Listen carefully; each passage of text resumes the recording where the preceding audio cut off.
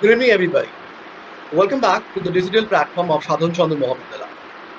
I, Gautam Mathi, Assistant Professor, as well as Head of the Department of English of Sadhan Chandra Mohammadullah, back with the session number 10.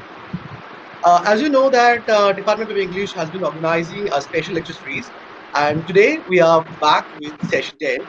In this very special session, we have a distinguished guest, and he is Dr. Siddhartha Biswas. He is an associate professor of English, University of Calcutta. Before introducing him on our digital platform, I would like to, rather, we would like to, because our department would like to celebrate his academic activities through a short video. So after this short video, I would like to welcome our distinguished guest on our digital platform. So let's watch this very short but very meaningful video which celebrates our very distinguished guest academic activities. So let's watch this video.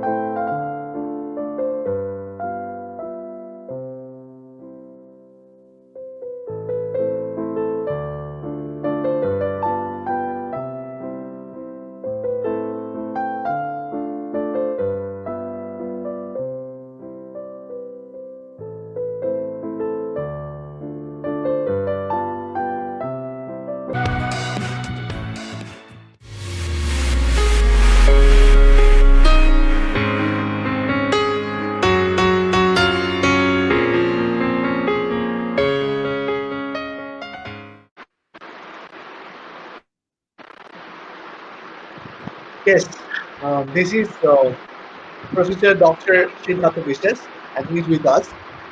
I would like to welcome our distinguished guest on the digital platform of Sadhan Chandra Mohavidyalaya. Thank you, So, Gautam. welcome. But before you say anything else, I would like to say with all of you who are watching me right now, it's a very proud moment for me, not only for me, for all students. Because when a student hosts his or her teacher, professor, it's a very special feeling for the students. So, honestly speaking, it's a very special feeling for me because Siddhartha sir taught me at St. Paul's Catholic Mission College, as well as I was taught by him at University of Calcutta. Not only I was, rather whenever I face any kind of problem, I ring him up and he always stretches his helping hands to me. So thank you very much, sir, for helping me. I know very well, not only you help me, but also you help all the students who are taught by you, even who are not taught by you too. So on this note, sir, thank you very much for accepting our invitation. And now, sir, now I would like to over to you, sir. If you have anything else to say about our venture that you are doing. And thank you once again, sir. And sir, please. Thank you, Gautam. It's indeed a pleasure to be invited by Sadhan Chandra Mohavidyalaya, and my thanks to the Department of English and to Gautam. Gautam, as he said, was a student of mine, and this is something that we live for. When our students become teachers and they become very successful teachers, they become accomplished teachers, that is where our accomplishment lies. And I would also like to thank for that introduction. I have never ever in my life been introduced in that manner, so uh, that was quite flattering, and uh, I simply don't know what to say to such a thing. I never imagined that there would be an introduction like that, completely undeserving, I assure you. Uh, so let me start with my presentation. I Yes. would like to speak for let's say how long, 40 minutes or 45 minutes or something like that. And Okay. thank you all for joining me and joining Gautam on a Saturday at this hour. I uh, do. I am grateful for this huge sacrifice on your parts to be completely bored for the next 45 minutes. Let me start. So before you, sir, Now, before you commence, sir, before you commence, I'd like to just inform all the participants who are watching who haven't registered also don't need to register.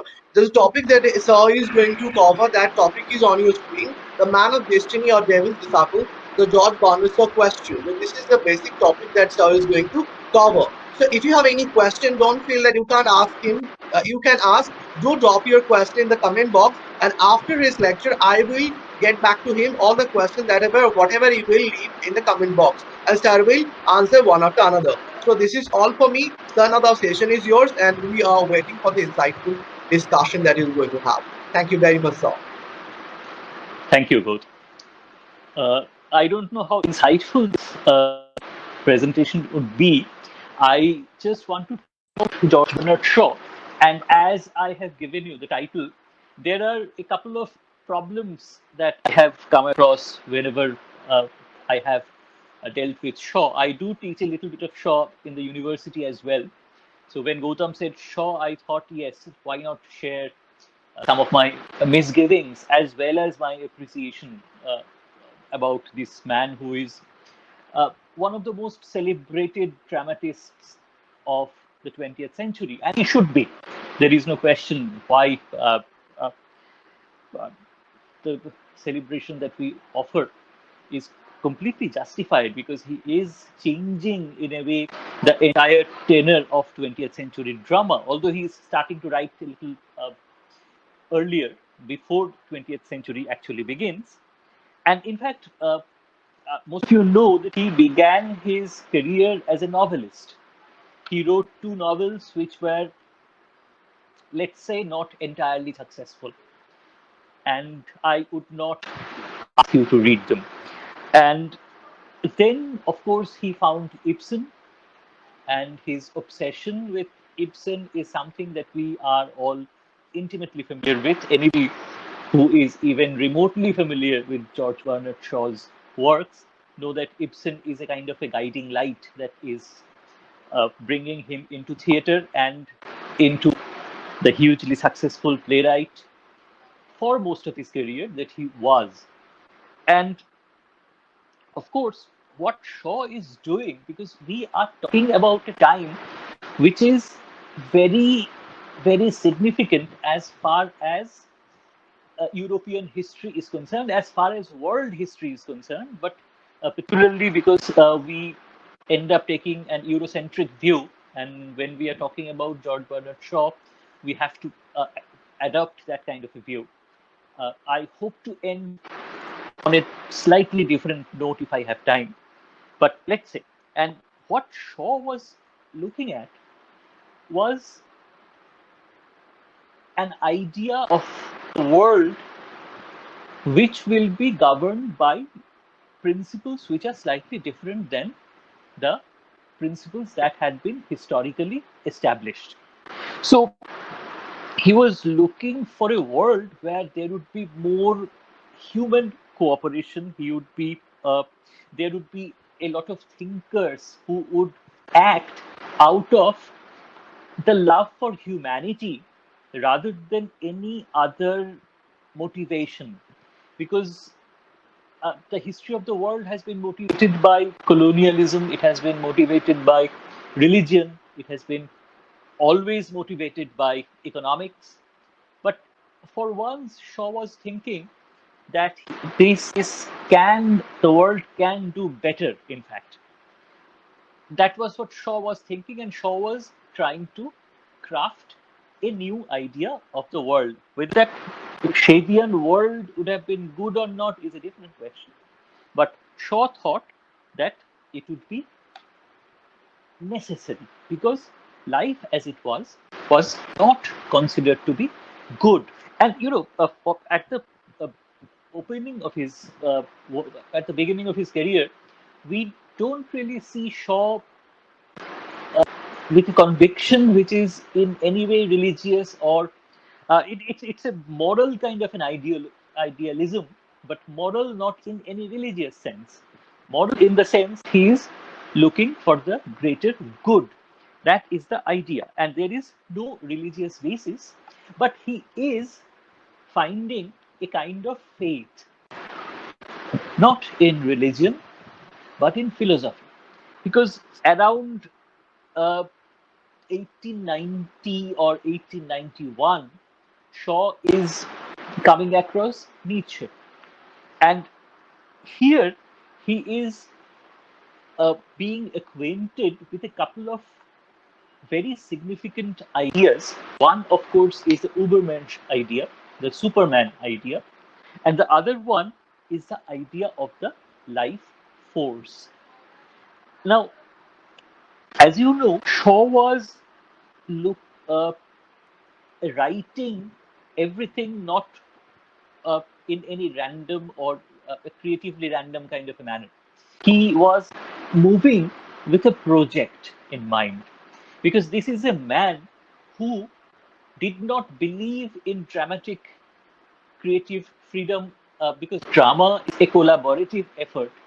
Uh, Modern drama, as we know, it allows a lot of freedom. Shakespearean drama also allowed a lot of freedom to the producers, to the actors, to the directors.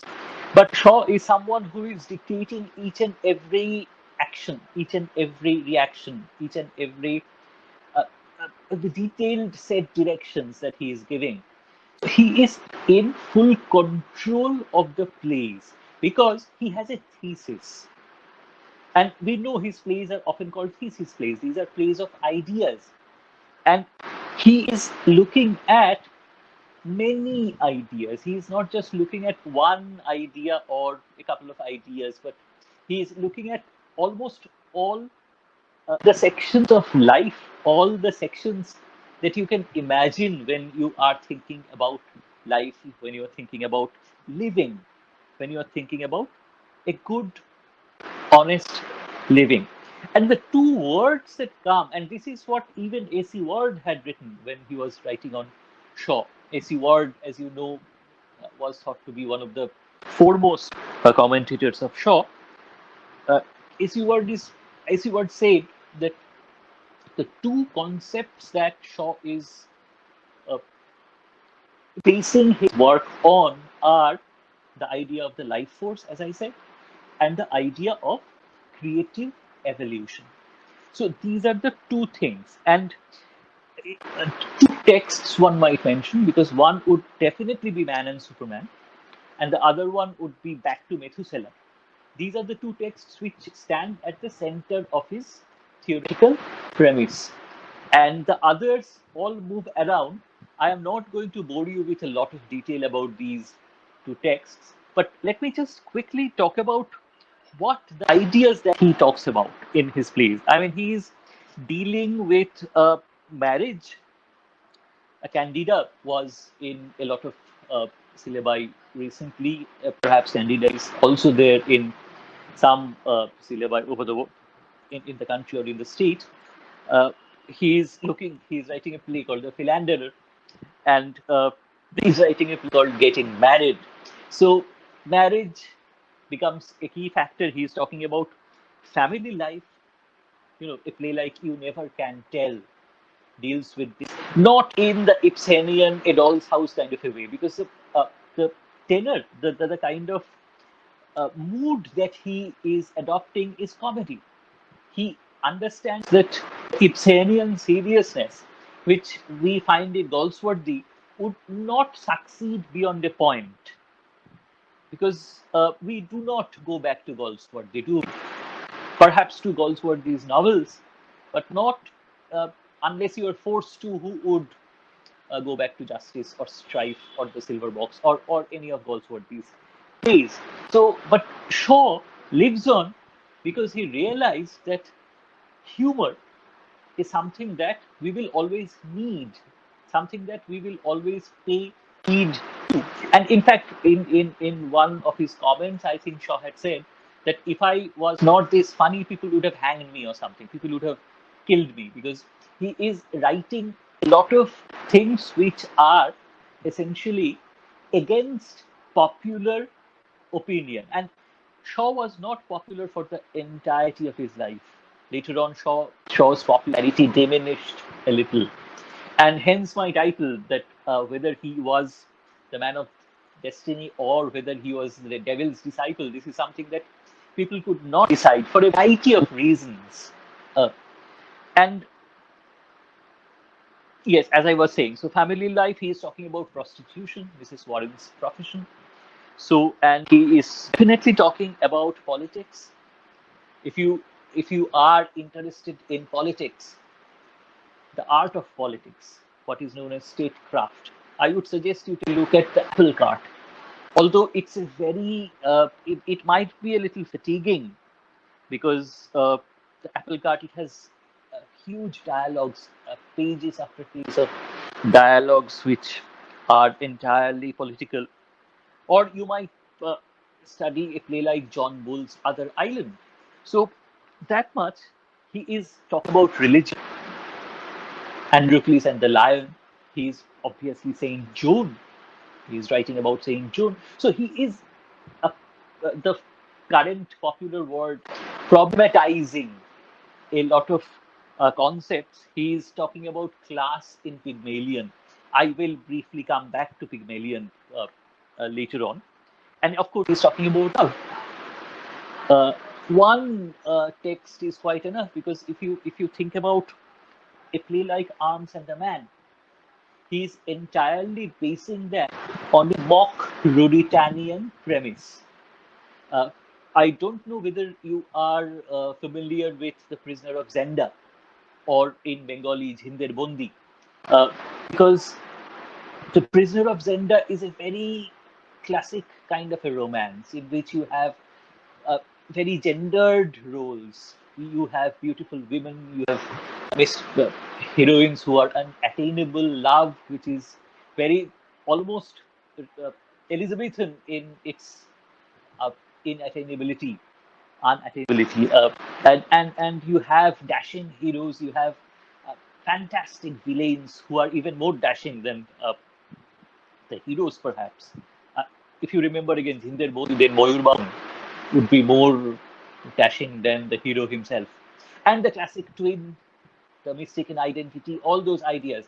And that brilliant ending. Every year, the hero would go to Ruritanian borders and leave a rose.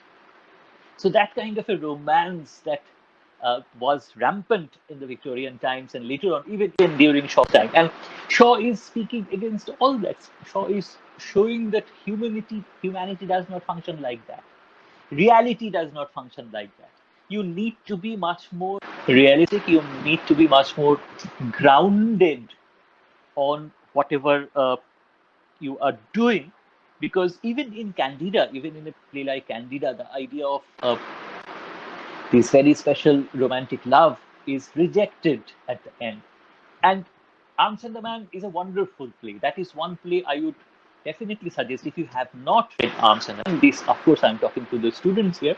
If you have not read Arms and the Man, please do. My students know that I generally do not suggest texts which are boring. So you can trust me on this. Arms and the Man is a wonderful play. And this thing that when and when he is talking about talking against romance, he's not only talking against romantic love, he's also talking against the romance that we associate with war, that we associate with violence. So he is also kind of dismantling these romantic ideas and showing a very realistic picture, but in such a humorous way that you can't really object. I mean, if you speak against soldiers, that becomes a huge problem, as you know. But Shaw managed to do that because he was setting it entirely in a comic kind of situation. But let me come back to the idea of the life force and creative evolution, without being getting into too much theory or philosophy. Let me just talk about this now. What uh, Shaw says, and a lot of other philosophers of this time and earlier times say, that the idea of the life force is something that takes life forward, because as they see it, that the world is made of two elements. One is life, the life force. The other one is matter. Matter evolves in a material and in a coordinated way, whereas life force controls our lives, what it means to be human.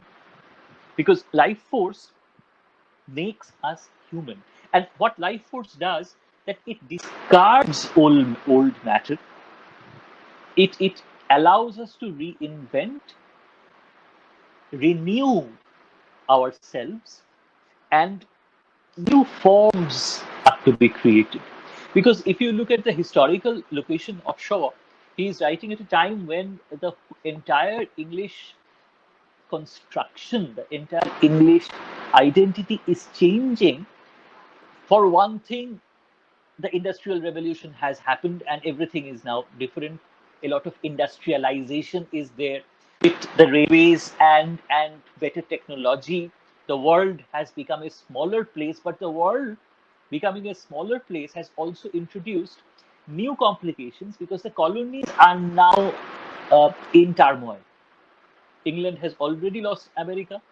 There is widespread problems in the Indian subcontinent and in other spaces all around the world. So the colonial equation is changing. The economic equation is changing. Life, class division, everything as was there. Things that Jimmy Porter would be looking back to, those things are changing, and they are looking at a new kind of life, but new kind of life. Life does not end. Life never ends. Life is always renewed. So, in a way, the material existence will end. Just like we at this point of time are now looking at a different kind of existence, the completely material existence that we had, the completely capitalistic existence that we had. We are now looking at this again very, very commonly and very, very, I don't know how justifiably used term, the new normal. So this new normal is was teaching us something. I'm not sure it's teaching us anything anymore or not. Our attention spans are not as good as one may imagine. But this idea of the creative evolution, let me come back to that. It was in 1907, Henri Bergson introduced this idea that life changes in a way that individual speciality, individual superiority can be cultivated, can be formed. This evolution is not an evolution which is a democratic or which is a species wide. This evolution will happen to some individuals who would become superior and who in turn would lead the rest of the humanity to another kind of existence. So this is not the familiar deterministic kind of idea that there is a flow of evolution, that we all are moving together towards the same kind of a goal, but not even a mechanical kind of thing, but this is a very individual kind of thing. And this is because if the rest of the world is made of matter, humanity has life force. So the life force will change, and that process would be the creative evolution. And as I said, that when the life matter would change, it would be geometrical, it would be mathematical, but humanity will not change like that. It would be a different kind of change. And some individuals would become better because the purpose is to create the Ubermensch. The purpose is to create the Superman figure. So instead of the entirety of humanity evolving together, it would focus on creating a Superman who would break the paradigm and who would lead by example, who would it's not always that he would be a leader. It's he will be beyond morality. He would not be bound by the usual ordinary kind of morality because he would be the Superman.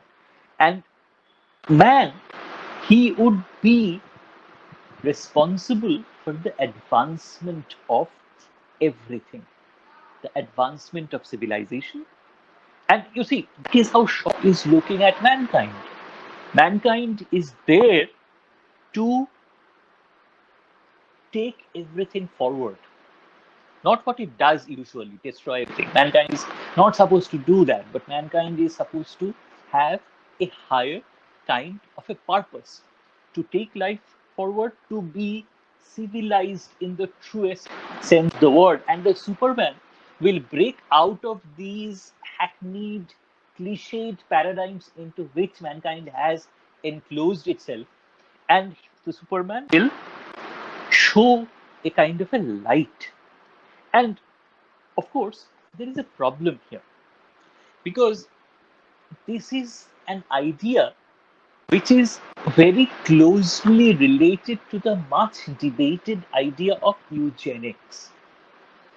I'll tell you what eugenics is. I mean, you know what eugenics is, but still, let me jog your memory. Because this is targeted advancement, targeted genetic advancement, something that Nazis were trying to do at some point of time. They would be experimenting with genetics, and it can be done in a scientific experimental way, or it can be done through selective breeding, selective mating. So the best people will come together and they will have offspring, they will have children who would have the possibility of being much better than the ordinary. So that is a problem because it lacks compassion. This is a goal towards a better, definitely. But what about the people who are not better? Should they be discarded? Should they be discounted? Should they be regarded as lesser?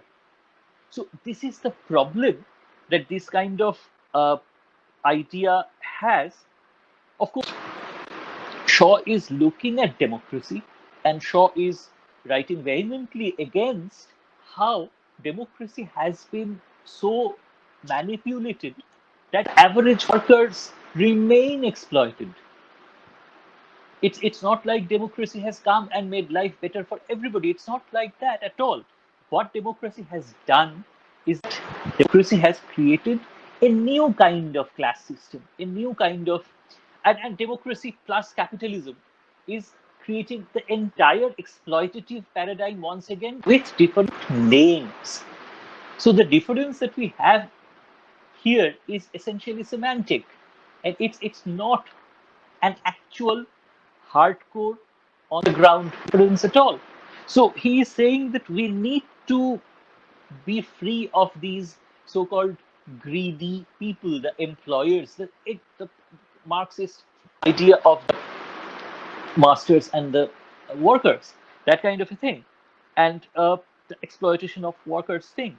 So, and what he's looking at is that the number of the workers is much more than the number of the owners. But still, there is no issue because the workers are not capable of thinking.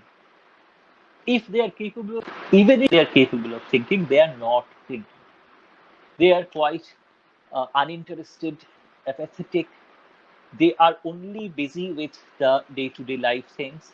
That is one area from which his idea of Superman comes, because not all these people can become Superman. Some people will be able to become Superman, and they will have the. I am not going to use that great responsibility and power and responsibility kind of a thing. They will not have that responsibility, but they will somehow eventually take humanity away from all these injustices, all these false notions that humanity has chained itself within. So that he is looking at, and there is another problem with this thing is that the position of women. This is, if you ask me, one of the biggest issues that I have with Shaw. We celebrate Shaw's new women, but I need you to think about Shavian women for a while. I mean, if you read Man and Superman, you will know what I'm talking about. Because as the way Shaw is constructing his feminine female figures, we see they become obsessed with finding the best mates. Just think about it. Raina eventually will choose Bluntschli or Bluntschli, however it's pronounced, because Bluntschli is a better class of man than Sergius. Luca would choose Sergius over Nicola because Sergius is better than Nicola. Nicola is much more practical, so Nicola would not mind. Nicola is business minded. Nicola is absolutely bases himself in reality. So he would not mind. He will find some other wife somewhere else. So this kind of role that Shaw is giving women in Pygmalion, we see what is done to Eliza Doolittle. Women become tools for experiment, just objects of experiment, nothing else. And there is no compassion there. And Shaw, of course, is not uh, doing this unconsciously. There is a lot of criticism there as well. But this is something that happens even in Man and Superman. We see, and there the theorization is complete because it's said in so many words that the heroine is looking for this particular hero because this hero is the best mate possible who would give her the best offspring. So that kind of idea is hugely problematic. Now, this then was the Shavian idea of reality. Because we talk about realism. Realism, of course, is an ism. It's a literary kind of a tool. But what we have grown to do, how we have conditioned, is to trust realism. And what we fail to do is to look at the reality behind that realism. What kind of reality is that particular realism proposing? So, this is the Shavian reality. The idea with eugenics, the idea with creative evolution, with the idea of life force, they have certain things which are appreciable, but they also have these negative points. And what happens is we kind of look back at Shaw, we kind of look back at Shavian theatre, and we tend to look at only the positives. But criticism is also necessary, particularly from our postmodern and post-colonial locations. We need to ask certain questions, even if they might seem a little uncomfortable. But anyway, what Shaw then was doing, and this is the other issue that Shaw is talking about renewing, reforming, but he is not talking about reformation. He is not talking about political revolution, at least not in the way Russia would be doing soon enough. Russia would do that very soon at the beginning of the 20th century. So he is not trying to change the paradigm as such. What he is trying to do is to create a new model for a new individual who would give us a new model again, which would be the right model to follow, but according to Shaw. So, ideal reality strictly according to Shaw. So, realism becomes this complete tool with which Shaw is controlling all the ideas, dictating all the ideas, imposing his own personal worldview, as he has every right to do because these are his plays. But it's an imposition, nevertheless. It's not an open ended thing, it's an imposition. His ideas, his politics, the artist's point of view. And if just think about the prefaces Shaw is writing, think about the afterwards that Shaw is writing. Shaw knows that his plays would be read as much as seen. When you are going to see a play, you are somebody can show you a few papers and introduction and ask you that you have to read this before you see the play. They can at best give you a program kind of a thing. But Shaw is writing large premises so that he can actually modulate what people think. Shavian theatre does not give you freedom to think. Shavian theatre tells you to think. That is one of the major objections that I personally, from my 21st century location, have against Shaw. But it's not a literary objection. It's more of a personal kind of objection. Of course, we can read Shaw in any way that we wish to. Uh, there is the other thing.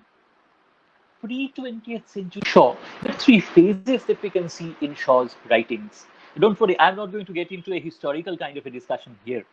Uh, when he is beginning to write, like Widowers' Houses, Mrs. Warren's Profession in basically plays unpleasant. And even when he is writing plays pleasant, this is 1893 and 1894, 1896, you never can tell. So that just the last decade of the 19th century, he is writing all that, and he is essentially focusing on certain concepts, social quote unquote evils that we talk about. He's talking about them, and he's basically, if you look at these plays, he is talking about exploitation. He is talking about, see, a lot of internal conflict. There is not a lot of external conflict involved. And what we see is that it's essentially conquering the self that becomes most important. So Raina must choose to fall in love with bluntly. Raina must choose to reject Sergius somehow, and so on and so forth. So there has to be a personal, individual recognition of the self, which will create a superior individual in case of all the protagonists. And they would create examples. And of course, he is talking about original values, not age old, hackneyed, religious, moralistic values, but values which are original in the sense that they cater to the contemporary time. And the other thing that he does is that he is saying that the individual's perception should be independent. This is slightly ironic because he is not allowing you to have your perception, but he is saying that all individuals should have their own perceptions, which will tell them that the values that they are still valuing are quite often wrong. So uh, that is happening. But in the 20th century, we see Shaw becoming much more theoretical as 20th century begins. Because in 1902, he is writing Man and Superman, at least that he is uh, performed. And the Ubermensch idea in Man and Superman, it's definitely the Ubermensch idea, the Superman idea that comes into play. The Superman, as I have already told you, imagine as somebody who is no longer bound by normal, normative morality or laws or rules or certain things like that. He is only motivated by this ambition to change himself, not change society as a whole, but to create a new kind of an idea which would create a new model, as I have already told you. Let me not repeat. And of course, he is writing Major Barbara, he is writing The Doctor's Dilemma. They are mostly about ethics, ethics of war, ethics of medicine, ethics of science. So, and you can kind of see how we are shifting from the Victorian to the post-Victorian, not entirely the modern as yet, from the Victorian to the post-Victorian, immediately post-Victorian kind of a thing. And of course, the Great War is beginning in 1914. It was called the Great War then. It was called the First World War only after the Second World War. So the Great War is changing everything, and his plays like Saint John or Apple Cart, as I've said, they were written around in the 1920s. I think Apple Cart is late 1920s, something like 1929, and St. John is early 1923 or something like that. But by then, he is much more theoretical. If you read these plays, they lack that happier kind of a humor that makes the early plays so very much enjoyable. These are also enjoyable. I'm not saying that these are unenjoyable. I'm not saying that. These are as enjoyable as ever, but they were perhaps a little lighter. They were not as obsessed with the theoretical premises as these later plays are. But uh, Shavian aura is suffering at this point. I'll tell you why, but before I go to that, let me just talk about Shavian men and Shavian women. See, we kind of, uh, as I said, celebrate the Shavian new women, but let me talk about Shaw's women. Again and again, we see they are human. They are no longer the goddesses that we had in earlier romantic notions.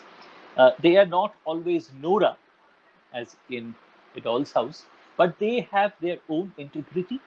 They have their own sense, perhaps even some kind of choice, and they are practical. They are participating. They're not ornamental. And the other thing that the thing that I have always I don't know whether I'm right in saying so or not. I have often found them equal to the women that you see in Restoration Comedy of Manners, in their power, not always their wit, but in their power, in their abilities.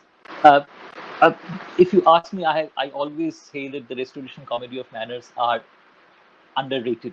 There is a lot to be read in them. But anyway, that's not the point. So, and quite often we see these women as conniving.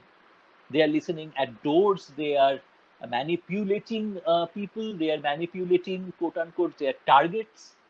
And as you see Luca in Arms and the Man, and as you see, uh, what does Candida do? This is a question. What does she do? Because she is choosing Morel over Marchbanks. And people say, and the thing that she says is that she is choosing the weaker one. Marchbanks is supposedly the stronger person because he is a poet and he is a romantic. He is not as practical as Morel, but Morel, much more realistic, much more practical, is as weak. Some people with not very straight minds, people like me, who are rather twisted, they say Candida is choosing comfort over uncertainty. Because life with Marchbanks would be completely uncertain. But life with Morel is sure, secure. And she is also choosing certainty in the way because she is choosing the life force. She is choosing creative evolution because her combination with Morel is socially better than her combination with Marchbanks.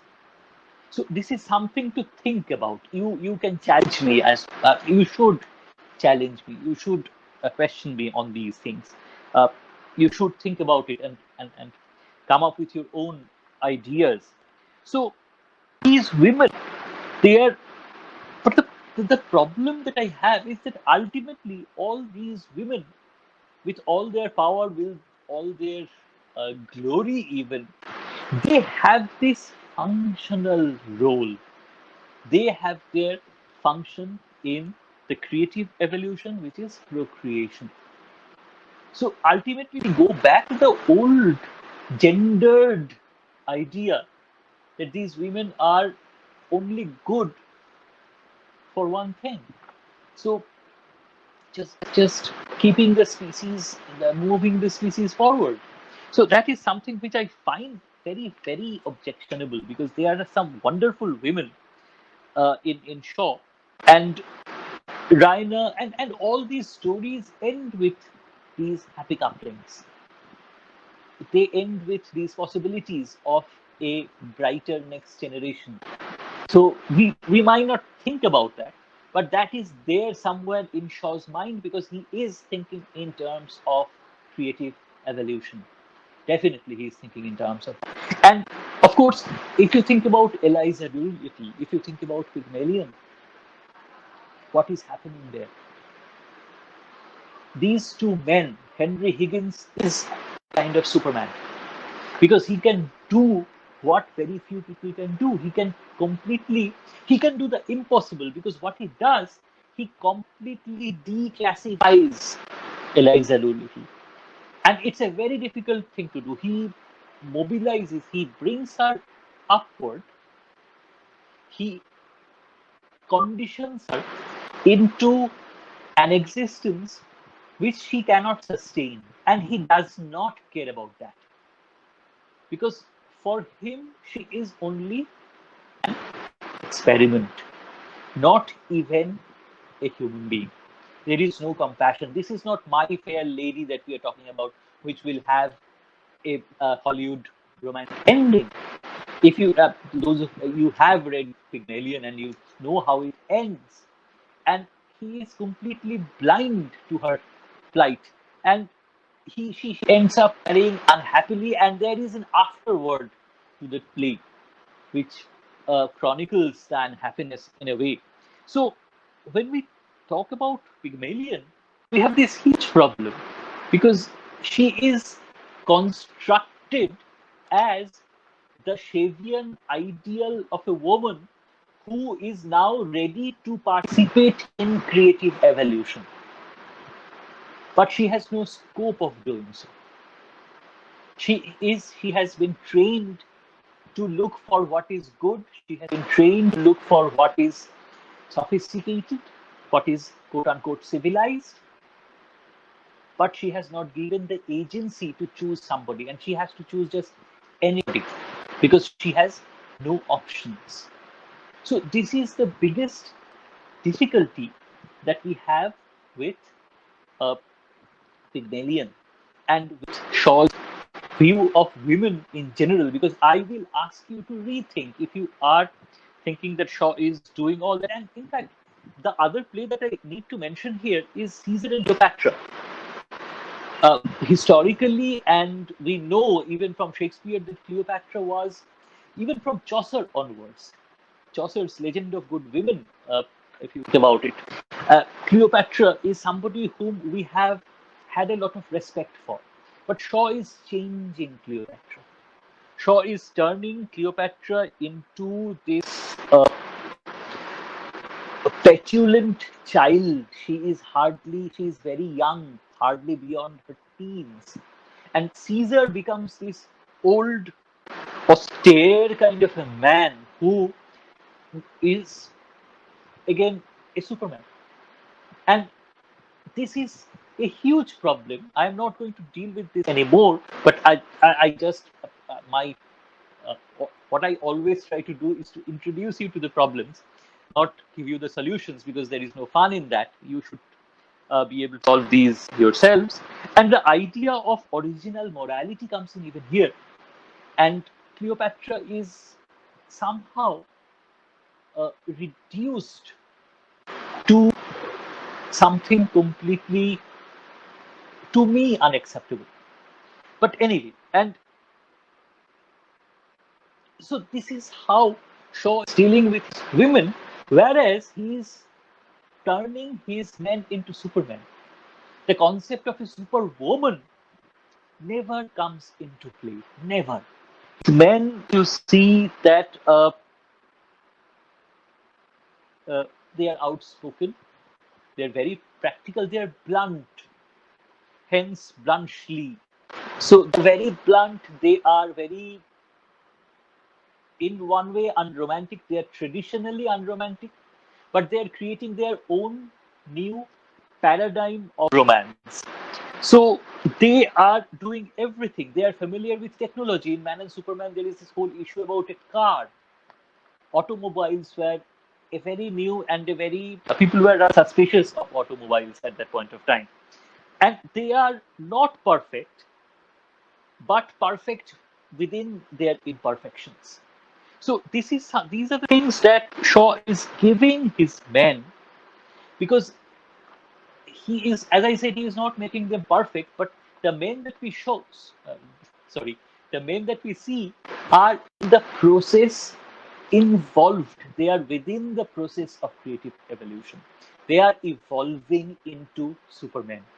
So that's the men that we see. That is why we need that entire Don Juan in Hell segment in Man and Superman. The process, the recognition, which will create, which will turn them into Superman. And in fact, if you these men in the Devil's Disciple, we have this unlikely hero, and the man of destiny. We see Napoleon being bested by an English woman in a way, but again, that is early. That is a different kind of a thing. Even there, the woman's agency is questionable in a way.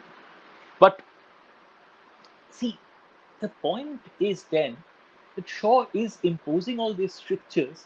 Shaw is creating these new paradigms. But in these new paradigms, the gendered roles are, as I said, very gendered.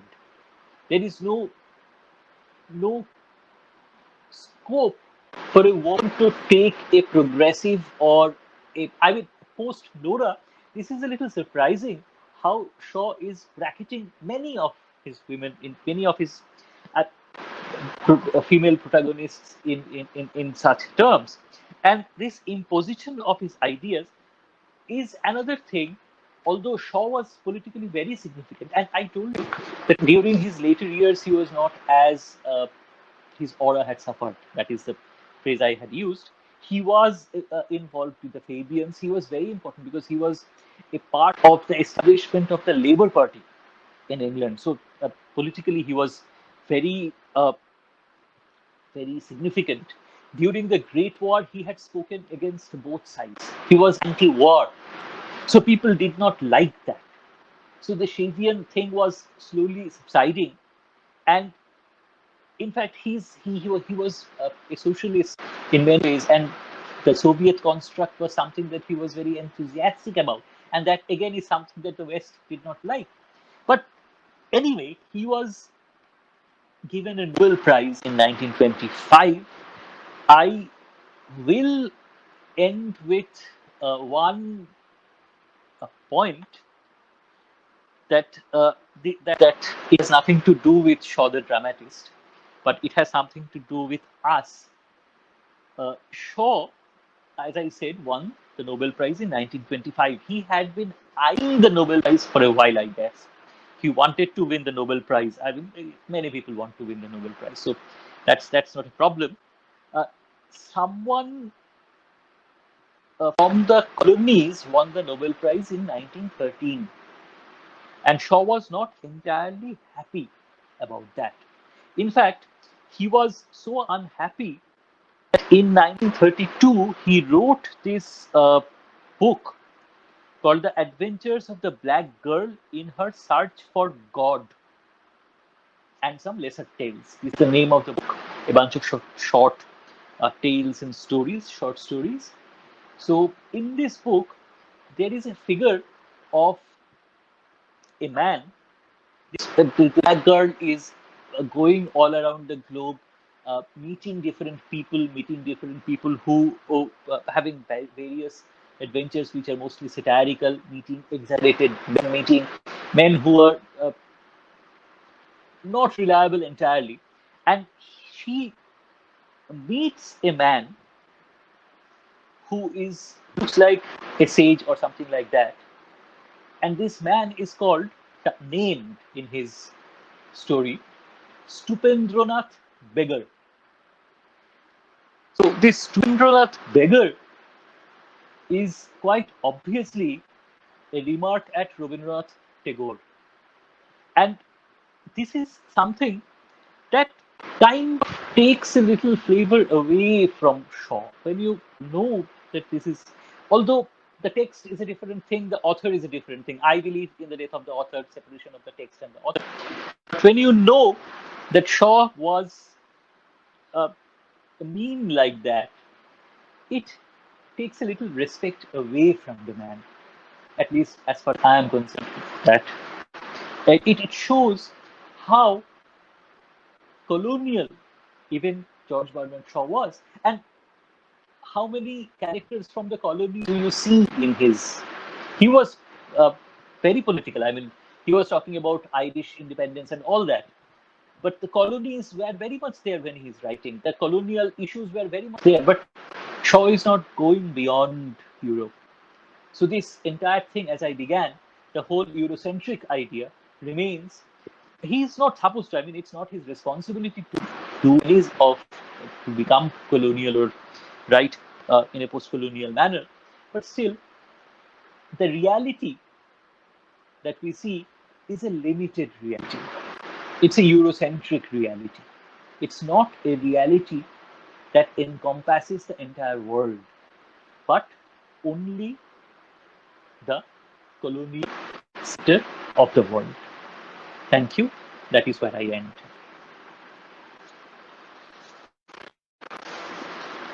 Thank you very much, sir, for this insightful and intriguing session. And in this session, not only you have given the different aspects of Shaw's writing, as well as you have also highlighted Shaw as a human being. And so we have two questions that I can find on the screen. So I'm taking the question on your screen so you can find the questions. Okay. And you can find the questions from Subhojit Nandi.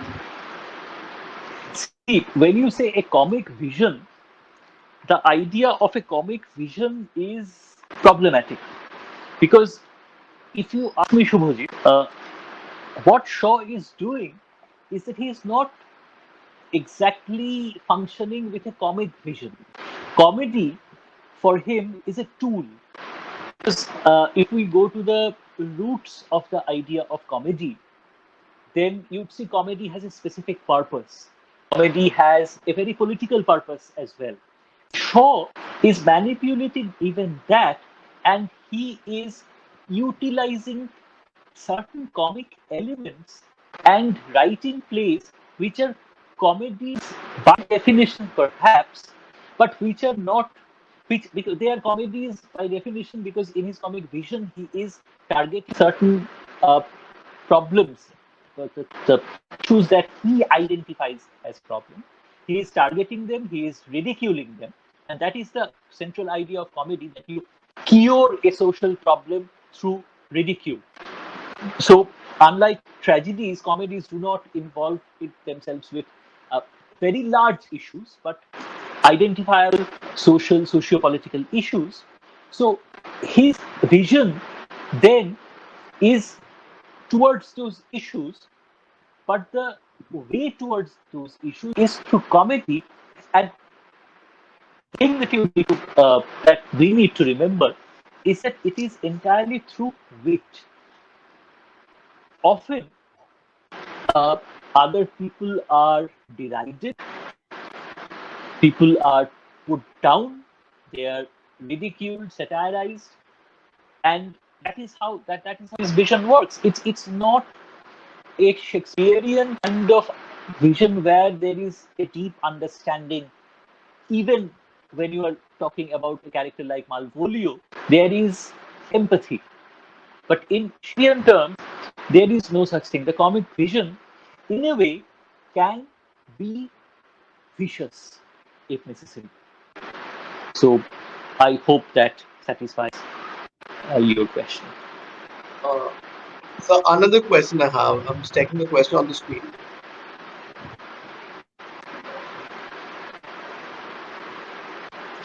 All right. Uh, a patriarchal figure, definitely. Because even though we talk about gender roles and all that, at that point of time, patriarchy was, they could not imagine anything except patriarchy. Because women would be allowed to vote at that time. So imagine a time when they think that women are not even capable of voting. Just imagine a time like that. So that kind of patriarchy was 100% there. There were no challenges as yet. I mean, women were basically fighting to get, as I said, the vote. They were trying to get some kind of equality. Forget others. Forget the other classes. Forget the uh, people, African American people. Forget the colonial people. Even women had to struggle to get some kind of recognition. So patriarchy was complete. And I said all these things because Shaw was writing against so many things. One could have kind of imagined or hoped that Shaw would also give his female protagonists, at least, if not the other characters, some more independence, a greater independence. Because the Nora format, Nora is allowed. I am using the word allowed. I know this is an objectionable word, but I am using this word because we are looking at a structure which is completely patriarchal. So Nora is allowed to leave, and Nora is actually not allowed to leave because the entire contemporary society is completely rebelling against this idea of the wife leaving the husband. And they are all imagining a situation where she will come back, like Alison comes back in Look Back in Anger. She will come back and they will have a happy reunion. So that kind of figure, that kind, and not only men but women as well. So this entire structure, in a way, Shaw could not be anything but patriarchal. But because it is Shaw, there is this wistful thinking, there is this wishful thinking that a little more could have helped. That's all I have to say. So, another question I have is, This Rabindranath Tagore thing, Shaw and Rabindranath spoke. There are dialogues that we know that they had spoken together, but there was a lot of resistance towards Rabindranath. I am not going to get into the politics of it, but let me just say that without the Irish backing, as such, Rabindranath may not, wouldn't probably have received the Nobel Prize. No, the Nobel is an entirely political kind of thing. Well, we know all that. We know that. But there was a lot of resistance because uh, the resistance was personal as well as colonial. Because somebody from the colonies getting one of the most coveted prizes, which is a global prize, was something that they could not accept. Even somebody as enlightened as Shaw could not accept. He spoke to Rabindranath, and we know that, as I said, that we know that Rabindranath met George Bernard Shaw later. Uh, uh, this kind of resistance was there, and Shaw really did not have to create a character like that. I mean, Stupendranath Beggar is highly, highly insulting. I mean, you may not even like Gitanjali, you may not even like Rabindranath's poems, but that's a different kind of an issue. But then again, it's Shaw's story, so Shaw can do whatever he wishes to do. As readers, we can also be a little judgmental if we so wish. So that should be. I'm taking another one, sir. I'll not give you so much trouble because you have been talking more than 1 hour. So, no coffee, no tea, I could provide you. So, is the question, No, sir? but thanks to them, I mean, they have it's more than an hour and Saturday evening and all that. So Yes, although all evenings look alike, but still it's a Saturday evening, and I believe that we should hold on to normalcy. Routine is very comforting. Routine is necessary. But absolutely right. anyway, let me come back to Ritobina Chakraborty's question. Uh, Nora will return. There were performances of a doll's house in which they show that Nora is returning. Torvald is accepting her because he is such a grand and kind and magnanimous fellow, and they end up having a good kind of a life. But if Nora does not return, what can she do? Just think about this. Can she survive? Because the entire society will be judging her. That she has made a choice which is revolutionary in itself. And if you ask me, it does not matter whether she goes back or not. The fact that she could leave is the statement that we needed, is a statement that needed to be made. So that is why Ibsen is ending there. You need not go forward. She might come back, she might not.